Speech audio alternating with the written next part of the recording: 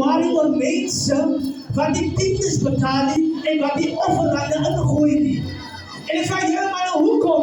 Die Here sê my nie, die offers en die tiendes wat jy kan bedien, as 'n tool om die ware aanbidders te sif aan die laaste dag. So as jy 'n ware aanbidder is, sal jy altyd tiendes bedien.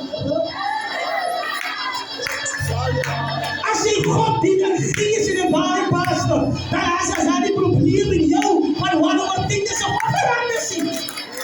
Hey, nou wat ek sê nie, iemand wat God liefhet, sal sy goeie, sal hy bewaar tot die eindigste toe, en die dood sal keer, dat hy die tiendes betaal over dat die betaal.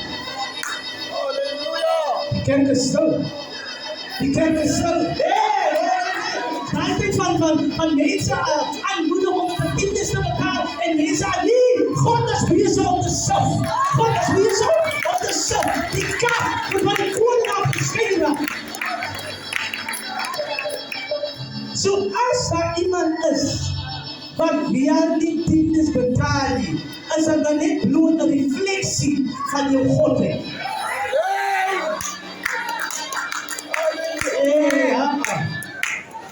Dis maar bloot 'n refleksie van die waarheid wat binne jou is.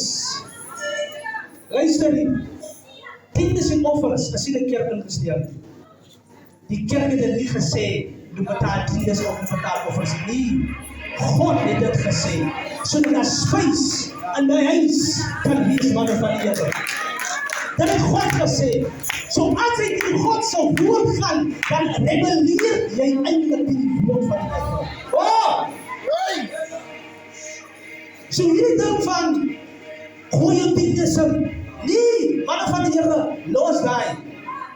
Manne van die Here, los daai. Gooi jou offers in, los daai. Prosperity preaching, los daai. Want weet jy hoekom? Dit is die laaste dag. Hoe gaan ons weet wie aan die hemel toe gaan, as ons weer die mense gaan let om tiendes te betaal? Praat saam met my?